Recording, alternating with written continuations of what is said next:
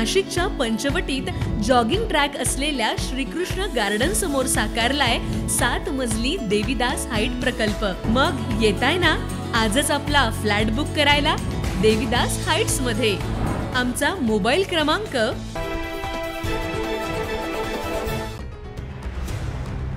गेल्या काही दिवसांपूर्वी कायद्याचं न्यायमंडळ असलेल्या विधान परिषदेत तत्कालीन कृषी मंत्री माणिकराव कोकाटे यांचा जंगली रमी खेळत असल्याचा व्हिडिओ प्रसार माध्यमांसह सोशल मीडियावर मोठ्या प्रमाणावर व्हायरल झाला होता। या प्रकरणी राज्याचे विद्यमान क्रीडा मंत्री माणिकराव कोकाटे यांनी नाशिक जिल्हा व अतिरिक्त सत्र न्यायालयात 1 कोटी रुपयांचा अब्रू नुकसानीचा दावा दाखल केला होता। या प्रकरणी आज सुनावणीसाठी मंत्री माणिकराव कोकाटे हे नाशिकमध्ये आले होते।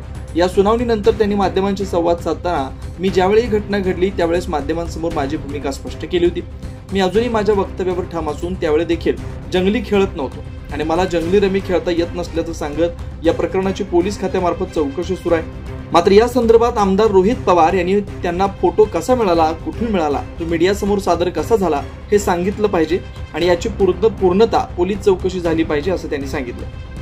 मी या अगोदर ही सगळी घटना घडली त्यावेळेस मी माझी भूमिका मीडियासमोर जाहीर केलेली होती। मीडियासमोर मी हे सांगितलेलं होतं की अशा प्रकारची कुठलीही जंगली रमी मी खेळत नव्हतो, मला खेळता येत नाही।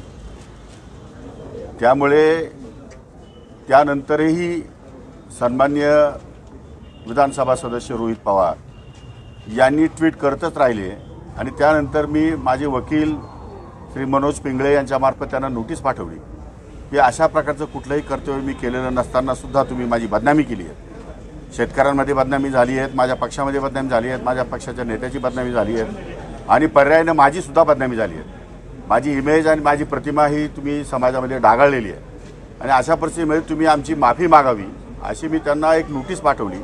परंतु त्या नोटिसीची त्यांनी कशी खिल्ली उडवली हे मीडियाला संपूर्णपणे माहिती आहे।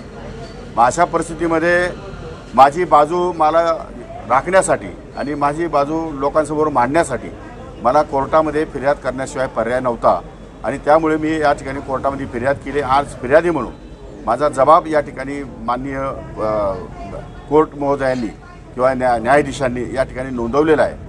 तो जबाब नोंदवण्यासाठी मी या ठिकाणी उपस्थित होतो। पण असं देखील सांगितलं की फोटो नेमका कोणी काढला ते मला माहिती नाही, त्याची चौकशी व्हावी। बरोबर आहे की ही गोष्ट खरी आहे। जर रोहित पवार हे विधान परिषदेचे सदस्य नाही आणि त्यांना मध्ये येण्याची परवानगी नाही तर मग हा फोटो कोणी काढला नेमका आणि हा फोटो जर कोणी काढला असेल तर त्याचे नाव काय आहे ते अद्याप गुलदस्त्यामध्ये आहे। त्याची चौकशी पोलीस डिपार्टमेंट मार्फत सुरू आहे।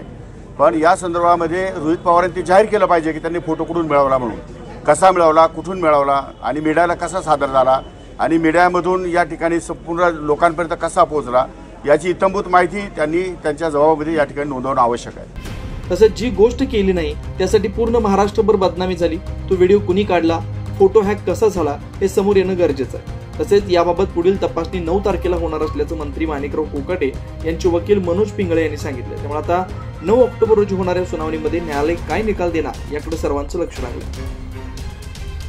9 न्यूज महाराष्ट्रासाठी प्रतिनिधी इसाक कुरेशी, नाशिक।